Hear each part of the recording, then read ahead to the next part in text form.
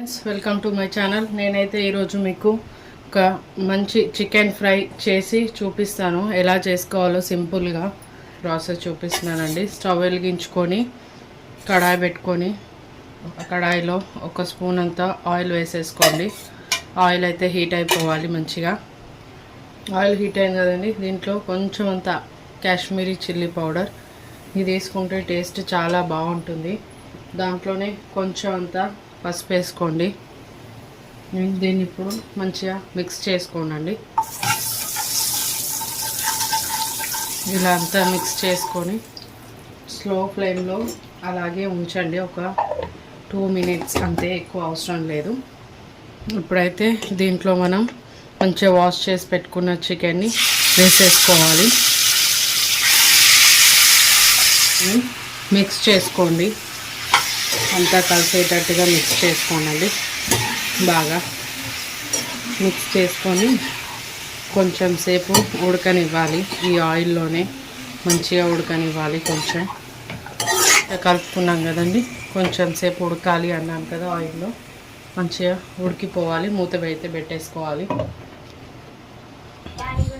ఇప్పుడైతే ఒకసారి మూత తీసి కలుపుకుందామండి.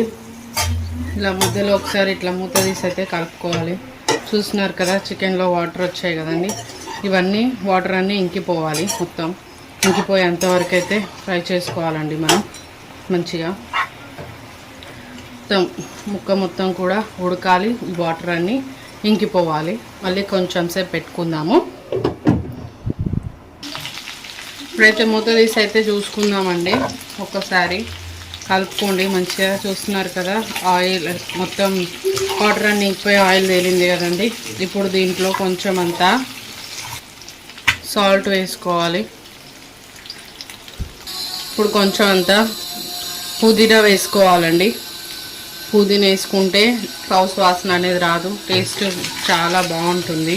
ఒకసారి ఇలా నేను చేసినట్టుగా చేసుకొని చూడండి. ఇదంతా మంచిగా కలిపేసుకోండి. మంచిగా కలుపుకోవాలి. సాల్ట్ వేసాం కదండి, సాల్ట్ అన్ని పీసెస్కి పట్టేటట్టుగా కలిపేసుకోండి. చూస్తున్నారు కదా, మంచిగా కలిపేసుకున్నాం కదండి. ఇప్పుడైతే దీంట్లో సన్నగా కట్ చేసి పెట్టుకున్న ఉల్లిగడ్డ అండి, చాలా అంటే చాలా సన్నగా తరుక్కోవాలి. చూస్తున్నారు కదా నేను ఎంత సన్నగా తరుక్కున్నానని, అంత సన్నగా అయితే తరుక్కోవాలండి. దీంట్లోనే కొంచెం అంత అల్లం వెల్లుల్లి పేస్ట్ వేసుకోవాలి. కొంచెం దీంట్లోనే మనం కారం వేసుకోవాలండి. ఇప్పటిదాకా మనం కాశ్మీరీ కారం వేసుకున్నాం కదా, కాశ్మీరీ చిల్లీ పౌడర్ అది వేసుకున్నాం కాబట్టి ఇది కొంచెం వేసుకుంటే సరిపోతుందండి. కొంచెం అంత ధనియా పౌడర్ కొంచెం వేసుకోండి. ధనియా పౌడర్ కొంచెం చికెన్ మసాలా వేసుకోవాలి దీంట్లోనే. ఇప్పుడు కొంచెం అంత కరివేపాకు వేసుకోవాలండి. 2-3 కరివేపాకు ఆకులు వేసుకోవాలి, చాలు సరిపోతుంది. ఇప్పుడు దీన్ని మంచిగా మిక్స్ చేసుకోవాలి. మొత్తం కలిసేటట్టుగా మంచిగా మిక్స్ చేసుకొని మళ్ళీ ఇంకొంచెం సేపు ఇప్పుడు మనం వేసినవన్నీ ముక్కలోకి పట్టాలి కదండి. కూరకంతా పట్టేసేయాలి కదా ఈ పీసెస్కి. అంతవరకు కొంచెం సేపు మళ్ళీ సిమ్లో పెట్టేసుకొని మూత పెట్టుకోవాలి. ఎందుకంటే మనం ఇప్పటిదాకా కారం మాత్రమే వేసాం కదండి, ఇప్పుడు ఉప్పు కూడా వేసుకున్నాం కదా. ఇదంతా మంచిగా పీసెస్కి పట్టేటట్టుగా ఉడకబెట్టుకోవాలి. కొంచెం సేపు మూత పెట్టేసుకుంటే సరిపోద్దండి.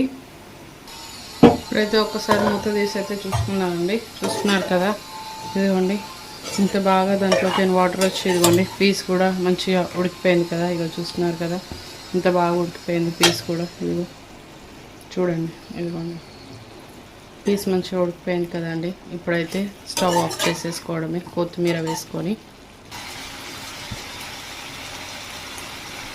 ఫైనల్గా కొత్తిమీర వేసుకోవడమే అండి. ఇలాంటివి ఇంకెన్నో కావాలి అనుకుంటే నా ఛానల్ని ఫాలో అయిపోండి. Thanks for watching. మళ్ళీ మరొక వీడియోతో మీ ముందుకు వస్తాను. బాయ్.